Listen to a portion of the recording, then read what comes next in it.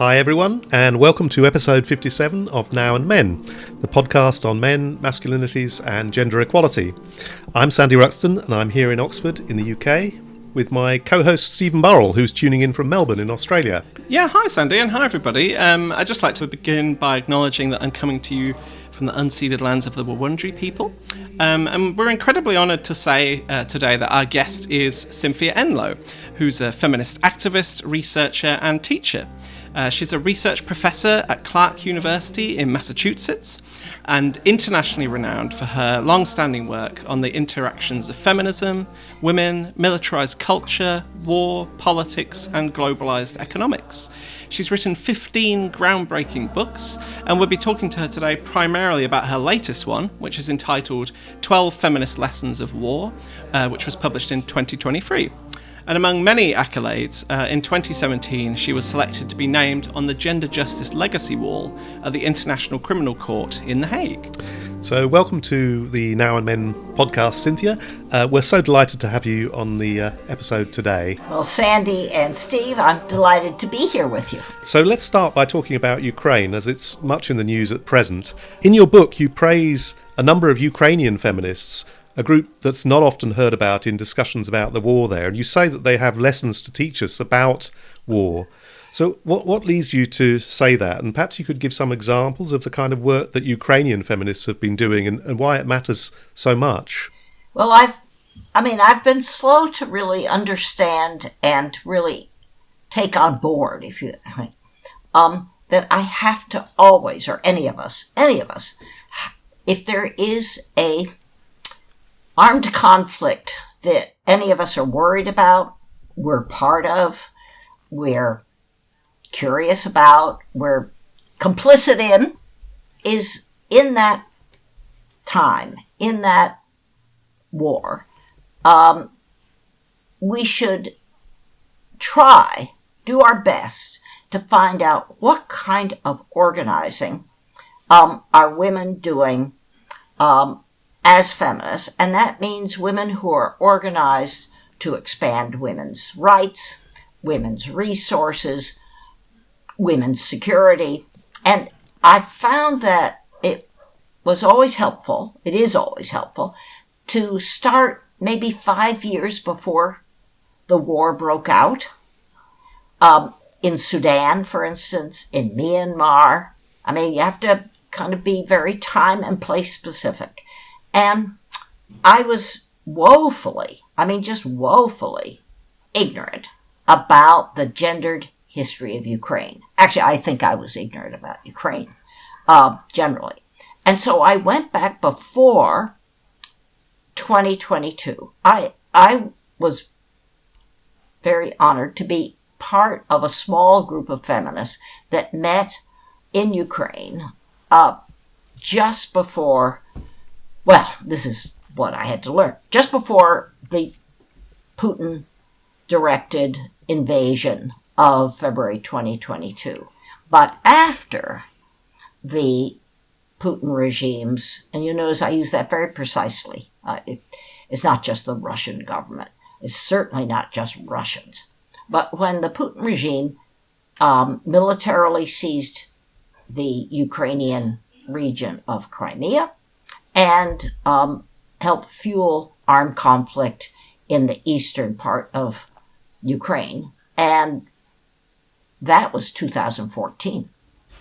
So I was in Odessa, which is a beautiful city and a very historic city, but it was a very small group. And I began to learn all the different kinds of things Ukrainian feminists, sometimes very small groups, very modest groups, of Ukrainian women activists were doing. And this is in maybe 2019. And that put me on alert. The first thing that I was alerted to was my own ignorance. That's really important, to name one's own ignorance of what. And my ignorance was of Ukrainian feminists in all their diversity and all their risk-taking and all their determination. Once the Putin-led full-scale, as they say, invasion happened in February 2022, I kept thinking, okay, now I know. I have to keep track. What are they doing? And the group I particularly looked at was a group called Women's Perspectives in Lviv. In every country, the workings of gender, masculinities and femininities, the activism of women and the pushback from some men happens in very particular places. One can't talk about Congo as if all parts of Congo are the same. One can't talk about Myanmar as if all parts of Myanmar are the same. And you certainly can't talk about Ukraine as if the politics of masculinity work the same in Donbass, which is about coal mining and being a coal miner, right? As the politics of masculinity in Lviv, which is in the western part of Ukraine. And so it matters that this group called, it's a feminist group, a self-named feminist, meaning their interpretation of what they do, up in Lviv. So it's under a lot of wartime violent pressure, but it's not the same as being in Odessa. And this group has specialized in activism before the war now, and before even 2014, but before the full-scale invasion in violence against women. That is, activism against violence against women. And that meant, I learned, that they took on the judiciary. You have to think about how judges, oftentimes male judges, are socialized into thinking that domestic violence is no big deal. Or that women, probably the wife, the partner, brought it on herself. No wonder he's angry. No wonder he throws something at her. I mean, look, she didn't even clean the house regularly. Or the dinner was late. You've all heard this. But the thing is that judges think it. That's judges in Turkey, that's judges in the US. You have to really pressure them, train them, retrain them to rethink about what is normal married life or domestic life. And the Lviv-based, but nationwide, Women's Perspectives group of feminists have been doing that. They took on the police. They also held workshops for women so they wouldn't normalize domestic violence. That they'd have higher expectations for their male partners. Who's, a husband who's lost his job. It's not normal that he resort to violence out of his frustration. And Marta Chumilo was the particular Ukrainian feminist who taught me a lot of this.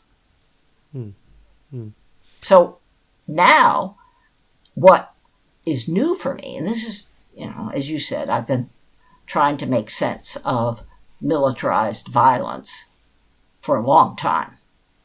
But did I really take seriously how you combat domestic violence in the middle of even bigger violence? Is somehow being bombed by drones and missiles overhead every night? Does that sweep away anybody's opposition to, what's a little thing like a wife beating compared to a Russian drone? And what I've learned is that to be a feminist in war today, in wartime, means you've got to convince everybody, your partners, your local police, your media, your journalists and their editors, the judges, that yes, it's still a crime in the middle of a violent war for a male partner to use violence to intimidate a female partner. That's hard work. That is, and Marta has really been my tutor. Right. Because you also mentioned other roles that women play in such circumstances. So, building feminist solidarity and support for Ukraine, helping affected women and children to be safe, reducing the devastating consequences of the war. So there's all that on top of the important things that you've just said about, the nature of the judicial system. So there's a lot going on, isn't there? Absolutely. And I think, there is the myth of the American myth now, mind you, of Rosie the Riveter, right? That is that women, got to watch out for this, that when it's really a full-scale war, which means a war that's not just in one pocket of the country, but that distorts, whether defensively or aggressively, distorts the whole political economy's gender division of labor in war. That's very particular kinds of war. And so there is I think it's a myth, and I think it's a patriarchal myth, and a very appealing one, that war allows women to get masculinized jobs that pay more in the middle of wartime societal mobilization. And it is true that in Ukraine, that there are now women in some mines. Now, it's not great to aspire for a mining job for either men or women, but it's a job and it pays better than being a housekeeper. And there are two things about why I consider this a myth. It's worth watching. It's absolutely worth watching. And it's worth watching what men think about women taking on some formally, conventionally male jobs. And it's worth watching what women think about having access to those better paying jobs in war, because so many men are being mobilized into military uniform.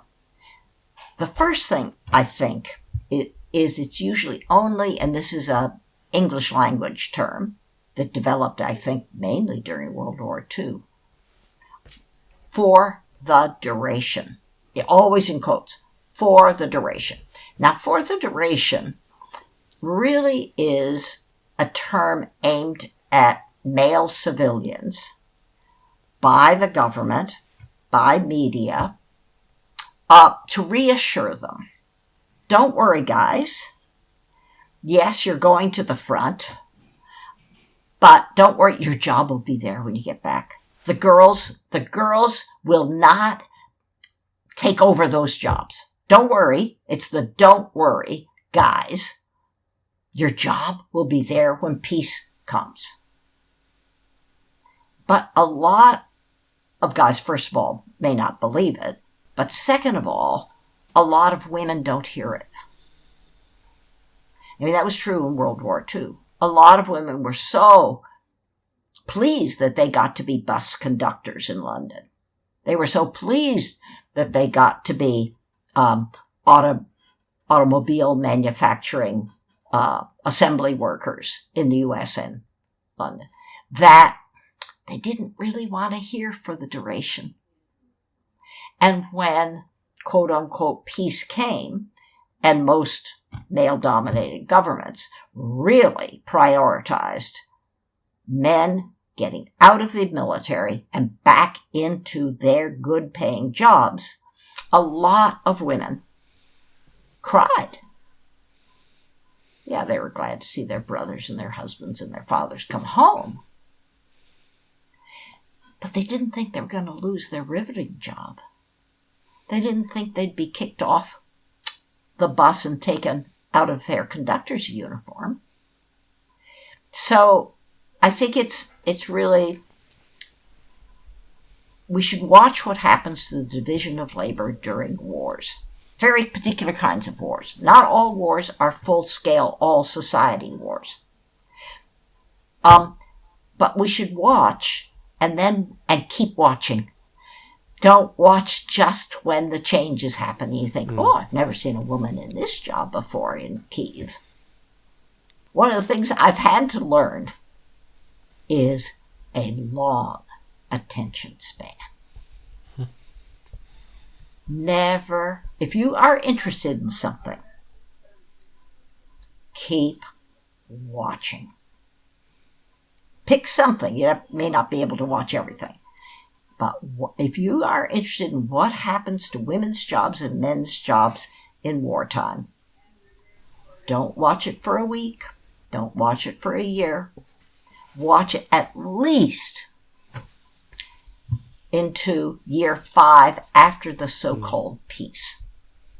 There was a point I think really important that you make in the book about how, after the Second World War, like this whole idea of the kind of 1950s American housewife was actually kind of constructed in order to convince women to leave behind those jobs you're describing and back into the household, wasn't it? And I was also taken in the book about your discussion of, unfortunately, even in kind of progressive, resistance movements, armed insurgent movements, which women would have been actively involved in some countries, how even those, could then slip into this more patriarchal way of doing things after the conflict. And they don't, Stephen, they don't just slip. That's a very that says, nobody made any decisions. None of the guys who led the Algerian anti-colonial armed insurgents, they just slipped back in. No, they didn't slip. I always watch for decisions, but that means I watch for who made what decisions, when, for what goals. And it's often presented as a return to, in inverted commas, normal, when in fact what it is return to patriarchal arrangements that pre-existed or worse. It's wielded reassuringly. And normalcy is almost always patriarchal. Yeah. And you can't sustain that loaded word. You can't sustain normalcy without decisions. Yeah. Somebody makes decisions to keep the normal. And perhaps the most egregious example is the return of the Taliban in Afghanistan. I think the Taliban is really interesting, isn't it? Well, of course it's interesting. I mean, it's horrifying, but it's interesting. Because, in fact, they don't want to go back to normal. They have a vision. And their vision, they are not a MAGA, make Afghanistan great again. Right? Well, the Taliban are socializing young men and boys to wish for a new Afghanistan. Not a normalcy, but a vision of their distorted view of a, quote, truly, quote, Islamic society. They want to create something new.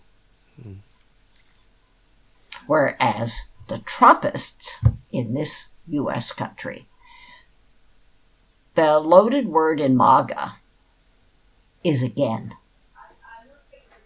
I mean, great is loaded. Americans, they're all loaded. But again is the giveaway. And we can talk about that. But it's a very particular moment in Trump's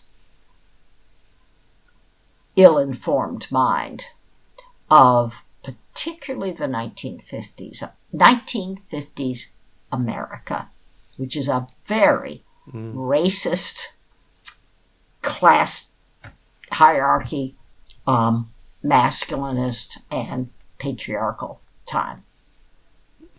So again, I don't think the Taliban wants an again. They want new. Right. I mean, going back to one of the key concepts of your book, I mean, you talk about women's wars are not men's wars, and how, this concept shapes issues, including the ones you've talked about already. So, domestic violence, rape, but also marriage, family, food, childcare, income, prostitution. And you also point out, I think, that, and I'm quoting here, to understand that women's wars are not men's wars is not to adopt a hierarchy of wartime suffering between women and men.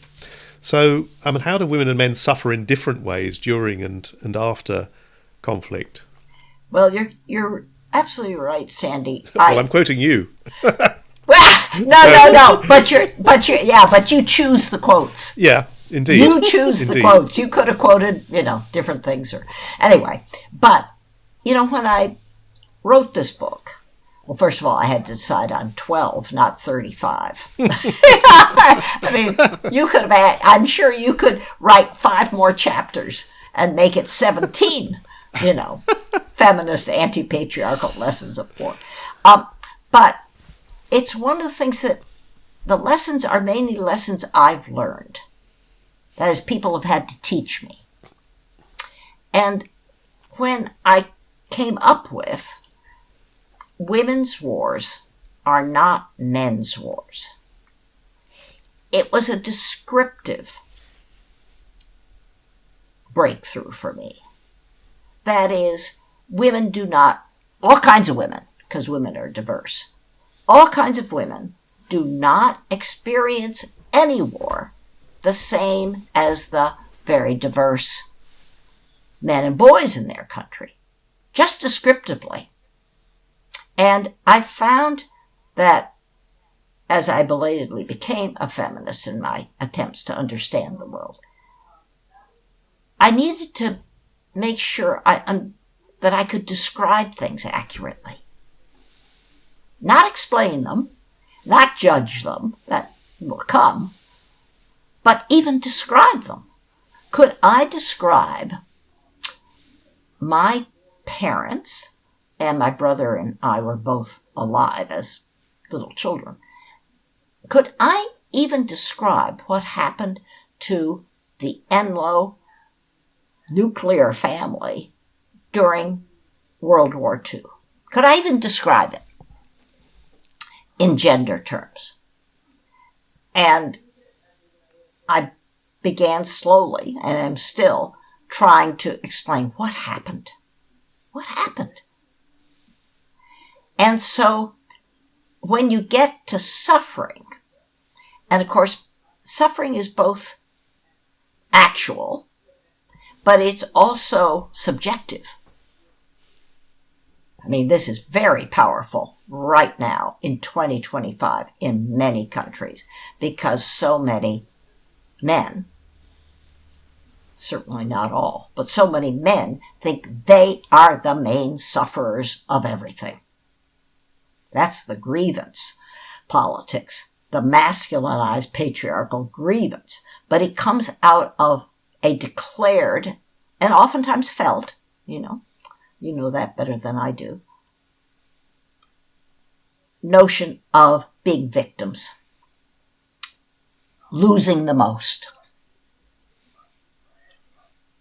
suffering the most, or the loss, my loss as a 24-year-old, even white male, my loss is suffering. It's not just a loss. And so I think the notion of who suffers how, and how is that felt and self-described, really is deserving of curiosity. Because there can be 2 men, both of whom, well, let's take something physical, are seriously wounded in wartime, can interpret that quite differently.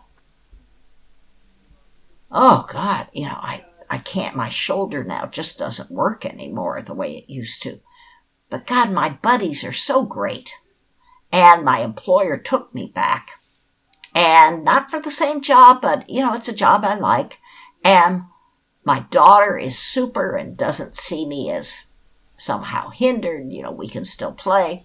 And the guy who has exactly the same wound and said, so what do I get out of this? I can't, dunk a basketball the way I used to. I'm not really, the guy I wanted to be. Those are 2 guys. Let's say they're from the same ethnic group. They were in the same government's military. They had almost the same wound. But one sees themselves as a victim and loses manhood. And the other isn't happy with a wounded shoulder, but sees himself as so supported and lucky.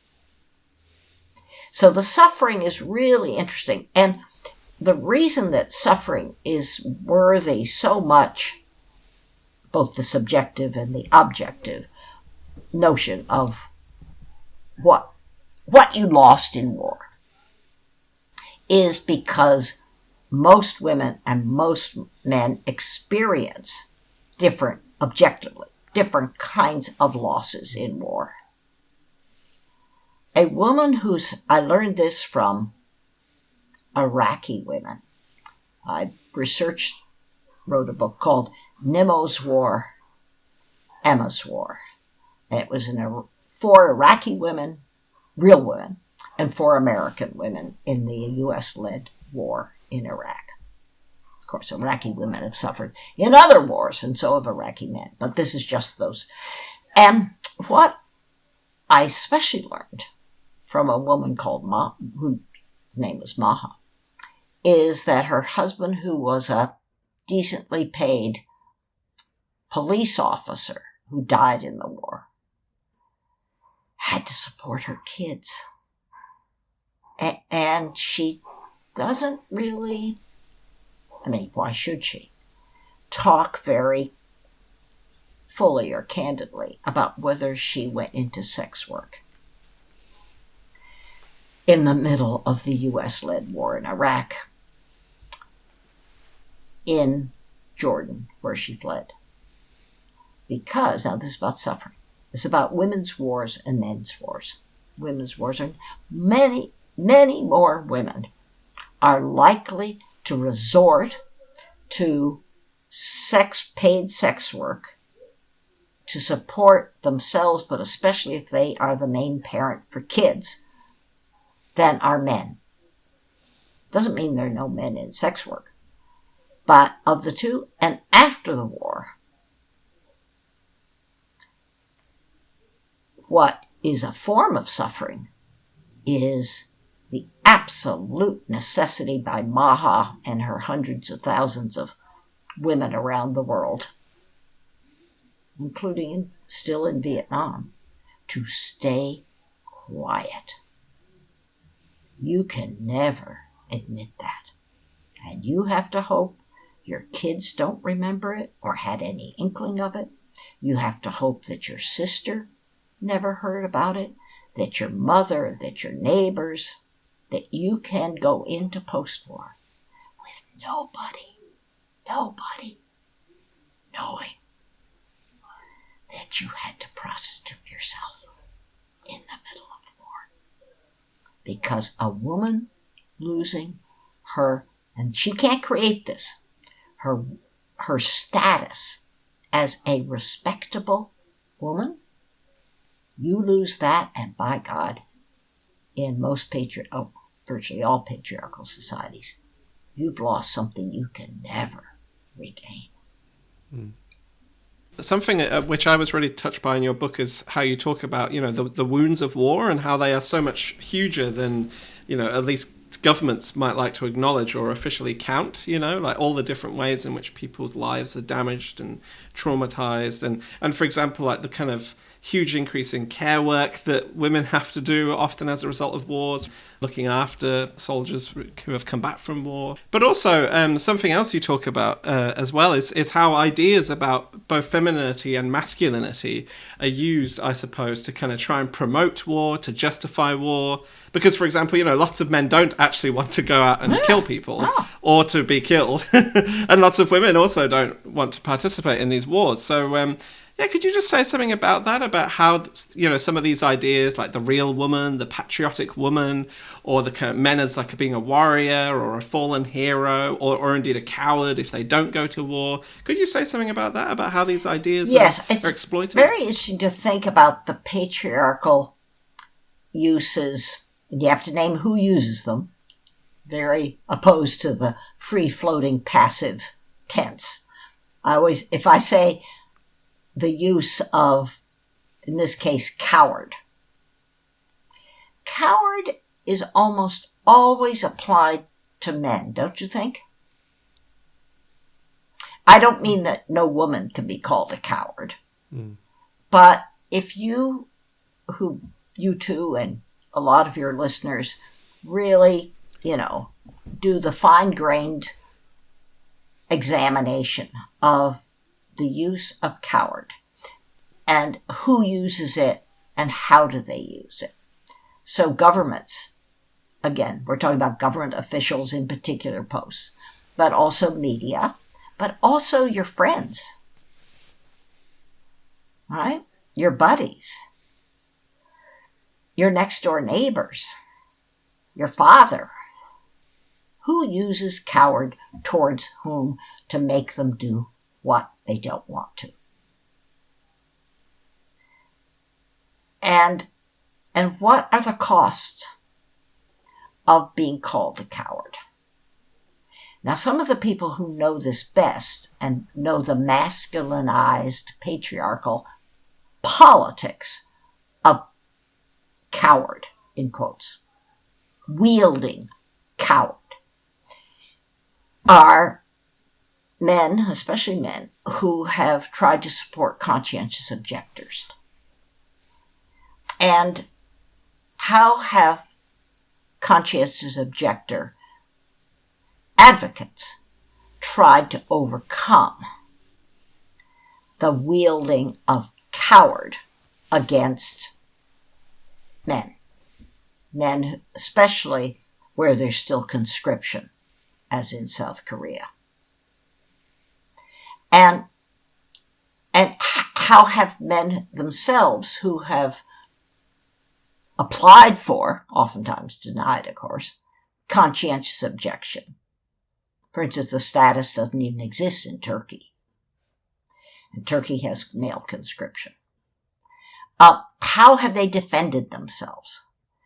Well, one of the most common around the world, from what I understand, but your listeners will know more, is to volunteer as a CO, as a conscientious objecting, non-conscripted young male, is to volunteer for medical work. Volunteer for something that is respected, that is admired, and in some wars means you go to the front, where supposedly violence is greatest. It isn't always there. And volunteer to be a medic CO. And watch that being used as kind of a shield against the label of coward. But cowardice is very hard to defend yourself against. You have to show proof. And oftentimes it's very hard to show proof of what allegedly is the opposite, which is bravery. And that's almost always presumed to be physical. We all know there are lots of different kinds of bravery. I mean, one is to make yourself vulnerable to being called a coward, right? That to me, I mean, most men who apply for conscientious objection are very brave because they are inviting, in most of their patriarchal societies, the label of coward. For women, it is to be disloyal to your male partner or son or husband. Yeah. When disloyal is used, it's used to women who do not support the man in their lives who is going to war. And men can be, of course, labeled disloyal, but that usually means disloyal to the state. Disloyalty, my guess is, again, probably somebody has done some really interesting research on this. If coward is disproportionately wielded to intimidate boys and men, my guess is that personal disloyalty is wielded disproportionately towards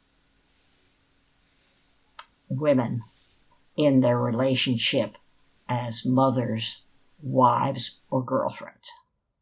That's a guess. But it's very dangerous. Talk about insecurity. A woman who can be effectively claimed to be disloyal to the men in their lives during wartime have a very hard time living that down. And that's dangerous. That's very dangerous. So the pressures on men and on women to support a state-driven or insurgency-driven war are different but both real, and they last into post-war. That's why peace is not peace. If you are a French woman who was paraded down the street with your head shaved because you were thought, rumored, or did have a Nazi-occupying uniformed boyfriend, when your hair grows out, the memory won't disappear amongst your neighbors and your relatives.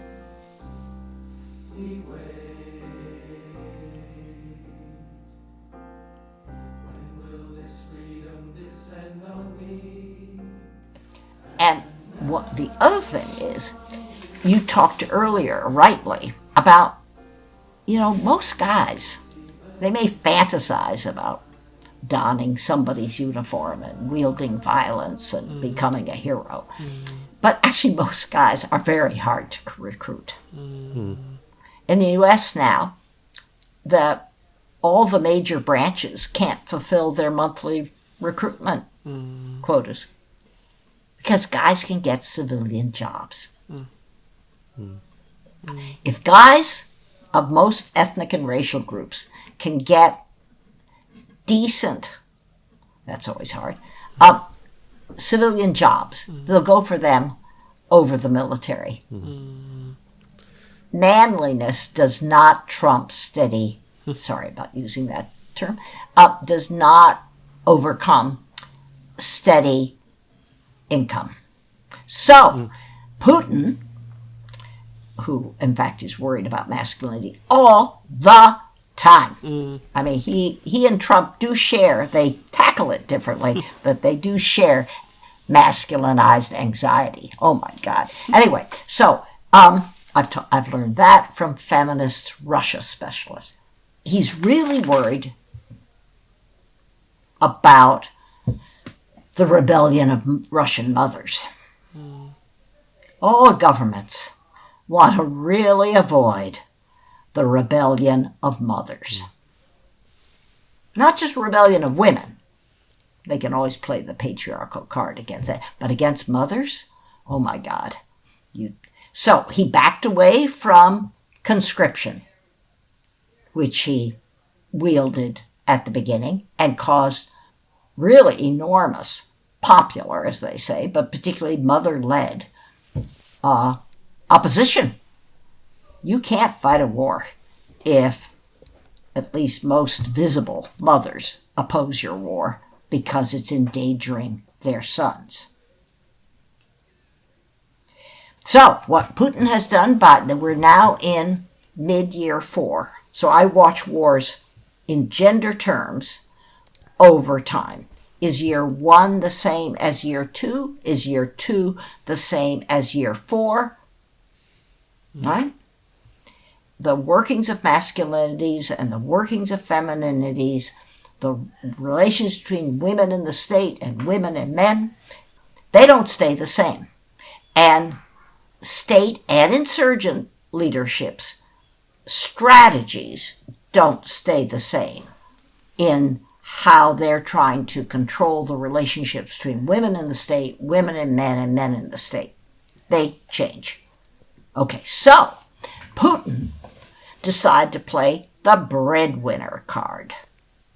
So starting in year 3 and now in the middle of year 4 of this war, he is paying a ton of money. Money. So what he's done is he's given up conscription, and that's kind of taking the mothers off the table politically. And he's gone for money, a lot of money. That is signing bonuses, of course, wound bonuses, all kinds of bonuses, money bonuses. And it attracts those men in the most economically marginal regions of Russia. Mm-hmm. Siberia is not Moscow or St. Petersburg. That's not where the recruits are coming from. Mm-hmm. To be a man in a rural area is really different than being a young man in the capital city. Mm-hmm. And what some of these men have said, who have enlisted, they're meeting their volunteer enlistment quotas because of the money.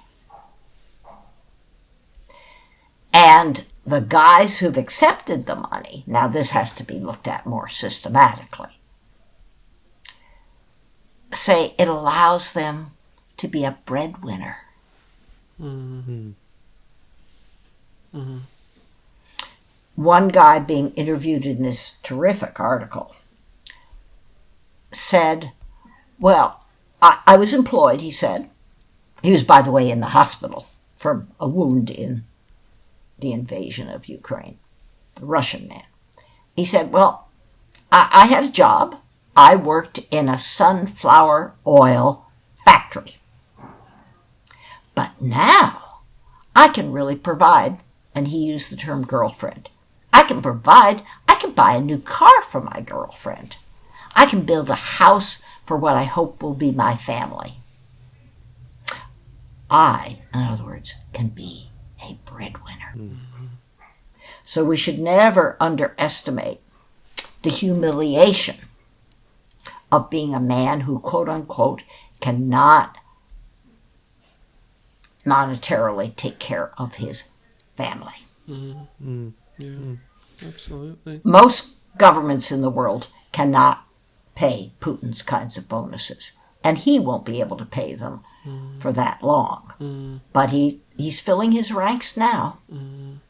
One of the themes running throughout your work, Cynthia, is I suppose what you term feminist curiosity. That was something we wanted to ask about, really. You know, is that a way of saying that feminism is about kind of remaining attentive to the questions that should be asked, rather than just leaping to kind of easy answers? I think what I've learned is, I was not a feminist. I was never an anti-feminist. I mean, that would be really stupid. But when I went through University of California at Berkeley, in the 60s, when supposedly I was really savvy about how to investigate power. I think any of us who came out of Berkeley, and particularly in political science, in the 60s, I mean, one of the things we naively, because there was no women's studies at Berkeley in the 60s, and actually feminists weren't very even visible as part of the free speech movement, the heroic days of Berkeley. I actually thought that coming out, being trained in political science at Berkeley in that particular historical era, this is my naivete, I actually thought I was well equipped to investigate many different workings of power. And my first studies were in Southeast Asia, the country of Malaysia especially. And what I realize is my curiosity was so limited. Now, I was in a setting where you had to think about all kinds of ethnic politics, all kinds, and not just blatant racial politics, ethnic politics. So that was good. I mean, thanks to all my Malaysian tutors, I got up to speed on the workings, the political workings of ethnicities, ethnocentric states, political parties, racism of any sort.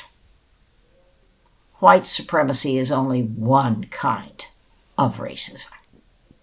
Ask anybody from Sri Lanka. Ask anybody from Vietnam. There are lots of different kinds of racisms. Now, but I never even noticed that I was only studying men. I learned a lot. My first major research project was on the workings of racism and ethnocentrism in a dozen different militaries around the world.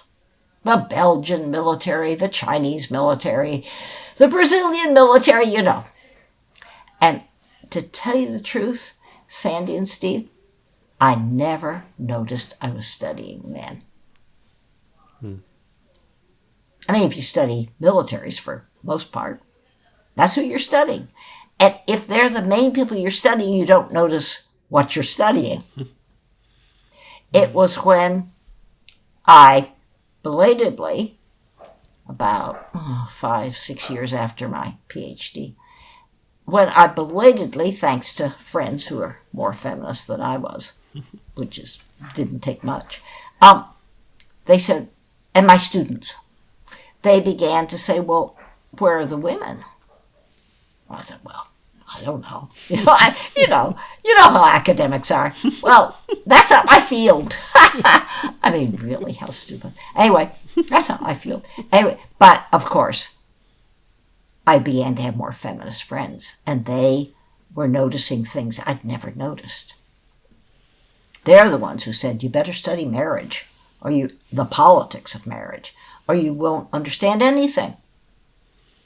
You won't understand political parties. You won't understand elections.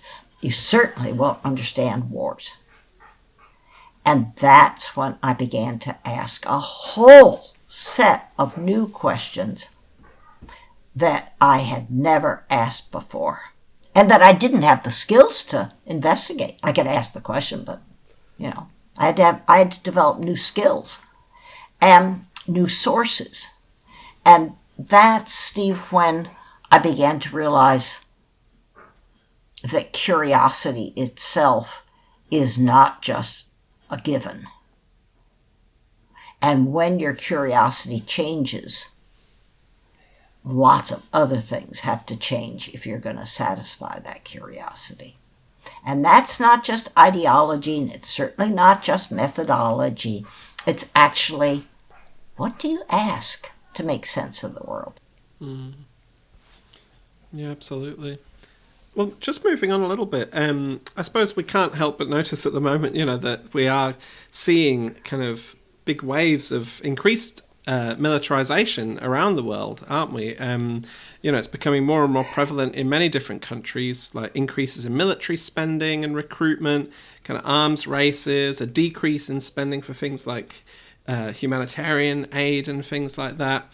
So I was just wondering, how would feminists respond to this kind of rise in militarism that we're seeing, and how do you retain a kind of sense of hope and optimism, in the face of this militarism?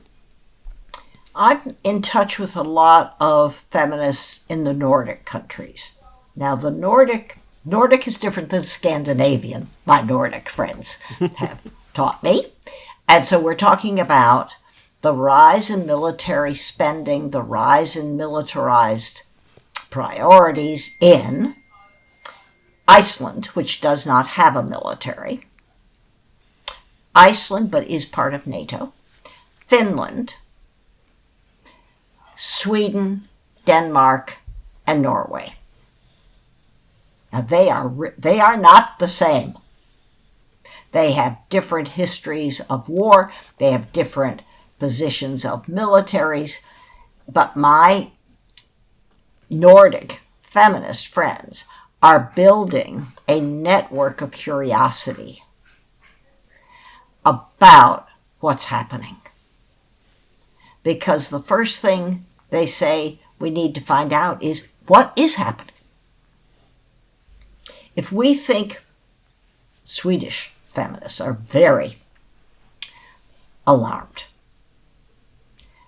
Swedish feminists say, well, first of all, from outside of Sweden, you all confuse Swedish neutrality with Swedish non-militarization. Said, we've had a very sophisticated military for a long time. We've stayed out of NATO till recently. We've stayed out of most major wars till recently. But don't make the mistake of thinking we're not a militarized country. And they point to Saab, S-A-A-B, Saab, what most people think of as a car manufacturer, is a fighter plane manufacturer. That's where they make most of their profits. And so I've had very good discussions. Now this is about curiosity and description before, if you will, judgmental analysis. So my very good Swedish tutors, feminist tutors, and I say, well, what do we know about where women are and where men are in the Saab industrial giant? What does it mean to be married to a guy who's a Saab engineer? But also, even just in the crudest sense, what's the proportion of men and proportion of women in the entire Saab employment force? And my Nordic, they've created a network of scholars and researchers called Fem Wars to investigate what kinds of militarization are occurring, and is it getting greater and deeper? And how can you tell? How can you tell by studying who high school girls admire? How the use of coward is used? Who's getting jobs in the now defense industry, which companies didn't used to have defense contracts and now they do, and who works for them? You have to, we have to figure out what to investigate in order to determine whether any town, whether any generation, whether any electoral competitive political party is becoming more militarized. Any newspaper, any website, and you have to do it over time. And are they doing it in a way that wields masculinity differently than they wield femininity? So that's a region, and a very country-specific region. Some were in NATO before. And of course, I shouldn't say of course, nothing's of course, that's very arrogant. But it seems that this is all at Putin's doorstep. It is the fear of the Putin Russian regime's military fantasies of recreating not just the USSR, but the Russian Empire.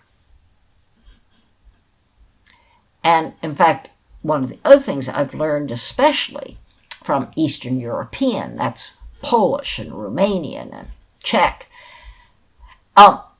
and of course Ukrainian feminists, is most of us outside of Eastern Europe and the Baltics really have been so uncurious about the history of imperialism in their large region. I mean, a lot of us have been very slow, embarrassingly slow, to really take up a curiosity about the gendering of colonization, the gendering of imperialism in Sri Lanka, in Jamaica, in other colonized places. But we didn't give any, I'm not kidding, none curiosity about the gendered workings of imperialism in the regions around Russia or the regions around China. We thought, well, it's hard enough to be curious about the gendered workings of British imperialism in Malaysia or India or Barbados. Who's got time for Poland? You're making me think whilst you talk about your earlier book, The Big Push, which was about understanding and challenging the persistence of patriarchy. And you say, I think there that, just focusing on high-profile figures like Trump or Putin doesn't really get to the heart of the matter. It's really about the insidious dynamics and processes of patriarchy. And I wondered if you wanted to comment a little bit about that. I mean, actually, it's a point which Ray Wynne Connell made to us as well in one of our very early podcasts. She said a similar thing about you need to look at what's happening underneath. Absolutely. On the ground. I mean, that once I got a letter at my university directed to me in the Department of Anthropology. And I was so honored. I thought, oh my God, somebody thinks I'm an anthropologist. I'm so excited. Of course, I'm not. I'm just a benighted political scientist. And good political scientists don't just pay attention to the big boys. They pay attention to average voters or non-voters. Non-voters are very interesting. But it is true, Sandy, that the more feminist you become, the deeper you go into the exploration of everything. Now, it makes you I get sometimes introduced as an expert in something, and I don't like it. A specialist, yes, that is what do I look at? What do I keep looking at? But expert sounds as though you already know things. Well, I know a couple of things. Everybody listening knows some things. But specialist says, I'm a sleuth. I'm a big fan of Miss Jane Marple, by the way. I'm a big fan of Agatha Christie's. Really, nothing gets by Miss Jane Marple. Nothing, I really do remember, I keep trying to remember and be honest about what I began to understand that I didn't understand when my political analysis, my political investigations, my political curiosity became feminist. Before that, I really was interested in colonels and sergeants in militaries around the world. I really was interested in why the Air Force in Kenya was a different ethnic profile than the Army in Kenya. So I was gritty. I was getting down there in the weeds. I love the weeds. But after I became feminist, what did I understand about politics I'd otherwise missed? I think that's a really good question to ask oneself. It is, when I adopted a new curiosity about the ways in which masculinities, or one's own sense of manhood, is constructed or manipulated, or attempted to be manipulated, what do I see I didn't see before? What did I miss before I asked about the politics of masculinities? What did I miss? At least two things, many things, but at least two really standout, neon, spotlighted things I missed. I missed how many workings of power there are in even the smallest political arena. Because I had, in my pre-feminist understanding of politics, I just looked at, now what I realize, were workings of power, but just a tip of the proverbial iceberg. That's the first thing I learned. And the second thing I learned is I never thought women were interesting. I never thought I could learn something really valuable about making sense of war, making sense of capitalism, making sense of colonial rule in Nigeria by taking women's experience of it, diverse women, not just Yoruba women, but Igbo women in Nigeria, seriously. And seriously means paying attention. As if I really listen to women, if I really take seriously as if it matters. I wrote a whole book called Seriously with an exclamation mark because I became so interested in my own, who I took seriously and who I didn't. What I took seriously. Did I take domestic violence seriously? No, that's for sociologists. And that really has changed my understanding of what it means to be an investigator or just to be a useful citizen of the world or of my town. I wanted to ask you a final thing, which is I once heard you speak at a conference in Malmo in Sweden. Did you? And the thing that, that was a great conference. Wasn't that interesting? Oh, it was great, yeah. You remember the one I mean? Yeah, of course I do. Malmo is such a particular, because it's all about immigration, right? But Malmo. I came to your session, and one of the things that you said that's remained with me was your statement that one's always becoming a feminist, and you've just repeated that several times now. And I found that so helpful, that formulation, putting the emphasis on the process rather than just some sort of finished state. And, it leads me to ask, how did you become the feminist activist, researcher, teacher that you are today? What were the key steps in your journey? Realizing students were smarter than I was. I mean, really. They asked me questions that were totally embarrassing. I had just finished this 7-year-long book, research, for a book called Ethnic Soldiers, which is about racism and ethnocentrism in really scores of militaries, ethnic soldiers. I love this book. And you know what? You too, Brits, will enjoy this. It came out in a Penguin paperback. Oh my God, I was so excited, Anyway, but so I had just done this and I was feeling kind of, happy. And students, now it's really important, is my undergraduate students said, but you don't talk about women in this book. Because, of course, they were becoming feminist before I was becoming feminist.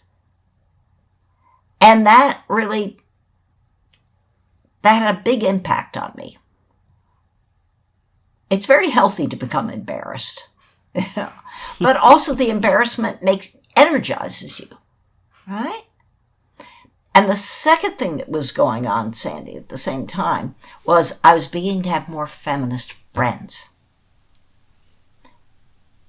It's really important to not be the most feminist of the people you're friends with. Have friends that are more feminist than you are. Right? Friends and students. They'll save you.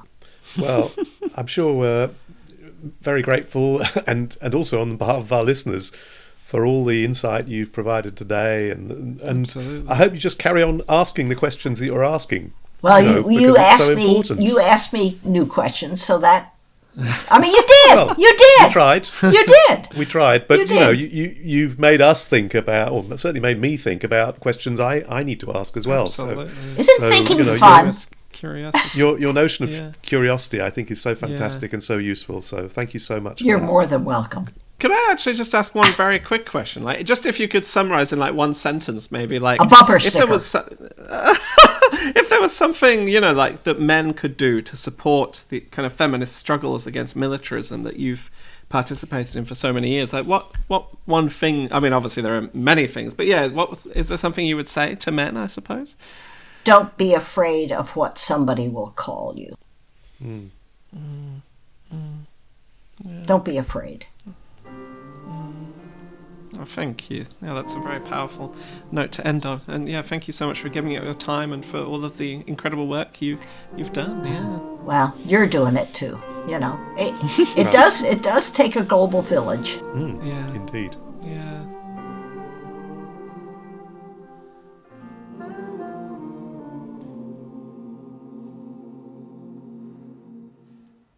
Well, Sandy, I don't know about you, but I left that conversation just feeling incredibly inspired by Cynthia's kind of positivity and humility and willingness to learn and listen.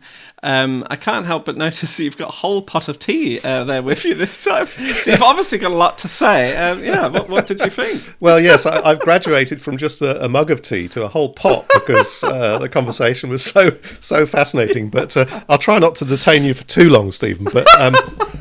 But I guess first thing that she made me think of was about language, really, and her preciseness with language and her analysis of what language denotes and how it's used. So when she was talking about the coward, and she also talked about disloyalty, and how militaries use these terms. Well, they don't overtly use them, but they're in there as ways in which they bolster and entrench militaristic thinking, I guess. And I just wanted to mention another term which she didn't mention but comes up in her book, which is the notion of systematic war rape, and the emphasis on the systematic there and how important that is.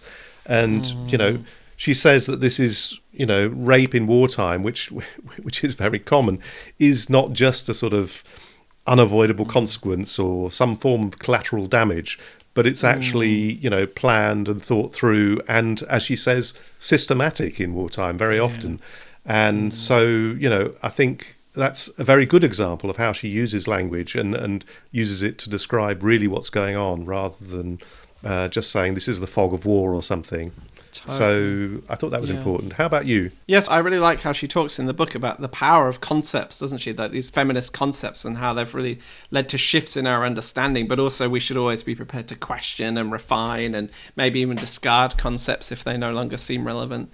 Something I was touched by as well in the book was about her discussion of naivete and how, that it's very French pronunciation there, Stephen. Well, I did my best. I mean, that's how Cynthia pronounces it in the in the audiobook, which is what I listened to. So which she recounts, doesn't she? She does. Reads it herself. Yeah, she reads it herself. But she talks about how being against militarism, being against war, being against nuclear weapons is often portrayed as being, really naive and dismissed on that basis. We have to be realistic. And that's often associated, it's often feminized, right? That's like a silly, girlish, view to have. We need to be rational and accept that war is inevitable and we need to be strong and tough. But that idea takes so much for granted, doesn't it? That we're always, it's human nature to fight. That war is inevitable and inescapable. But as she herself said in our conversation, like, we shouldn't take anything for granted. We should take all of this. We should question all of this, because how could you possibly say that any of this is natural? That it's natural for humans to be killing each other and bombing each other with all of these destructive weapons at the rate we are currently. Like, surely there is a different way we could be doing things. We don't have to spend all of this money on militaries, and taking it away from development aid and humanitarian aid and all these kinds of crucial things at this moment in time. You're making me think about, that sort of overarching concept for the book of, women's wars are not men's wars. Yeah. And she described in some ways how that plays out in practice in terms of, prostitution and domestic violence and rape and so on. But there were other things that she mentions in the book which are important too, about, just the basics of life, gathering food. Very often women are doing that. Who's eating less? It's very often women. She talks about women-headed households. And the pressures of looking after children, which obviously very often women's responsibility. And, you could look at the Ukraine conflict in that light and, how men have generally stayed, but a lot of women have left the country and moved overseas, And she talked about poverty in women-headed households as well in the book. So, all of these things are actually part of that sort of gendered analysis of what's happening during and after wars as well. And, without research like hers, there would be relative silence about these kinds of things. Absolutely. And, there's been, she also describes how feminist research has emerged over time and exposed some of these issues which weren't even on the radar before, to use a militaristic phrase. So I think that's fascinating. Yeah, like so much of the discourse about war is that it's like men's business, right? That this is men's lives. Men are the ones being impacted or that are doing, the ones with the agency, the ones in charge, and which is men often are the ones in charge of wars, but obviously they affect everybody.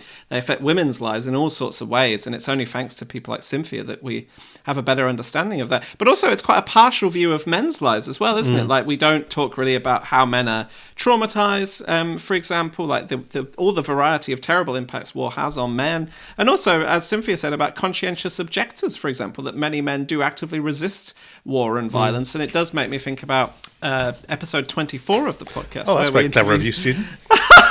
A nice little segue where we interviewed Demet Katelkin, who has done research on conscientious objectors in Turkey, which is, of course, something Cynthia brought up. And it also reminded me, Sandy, of our conversation with Raewyn Connell a long time ago now. And Raewyn also discussed the Soviet invasion of Afghanistan and the importance of the fact that mothers in Russia turned against that war because so many of their young men were coming home in these zinc coffins. And Cynthia spoke as well, didn't she, about the importance of keeping different sections of the population on side when it comes to war, but perhaps especially mothers. Yeah, and she provides a great example in the book where she talks about Putin inviting a group of mothers to come and have tea with him around a long table. And they're all mothers who basically support the continuing war, but some of them have lost their sons in the conflict. And, it's just incredible what he says to them, really. I mean, he says they're fortunate their sons weren't dying in car accidents or drinking themselves to death at home, and that somehow these are, worthy deaths in the cause of greater Russia. I'm just a quote from him. He said to one of the women, "Some people, are they living or not living? It's unclear. And how they die, from vodka or something else, it's also unclear. But your son lived, you understand. He reached his goal." That just seems like an incredible thing to say, really. And I don't know how to respond to that. How can you possibly say that to a group of mothers, some of whom have lost their sons that otherwise, they might have drunk themselves to death or died in car accidents. So it's just a sort of it's just horrific, actually. Yeah, it's men's deaths being justified on the basis of proving to be real men, I suppose, isn't it? Yeah. Indeed. Yeah. So we'd probably better finish there, had we, Stephen? Well, yes, because, I think we've you're had right. a prolonged squawk. And, yes. Just to say what a great episode, that is, and hope you'll all enjoy it. Absolutely. Yeah, and do read Cynthia's book. And, and tune in for our next episode soon. And thank you, as always, for listening. Contact us at nowmen@gmail.com if you have questions or comments. And, take good care of yourselves. Bye for now. Bye-bye. Bye.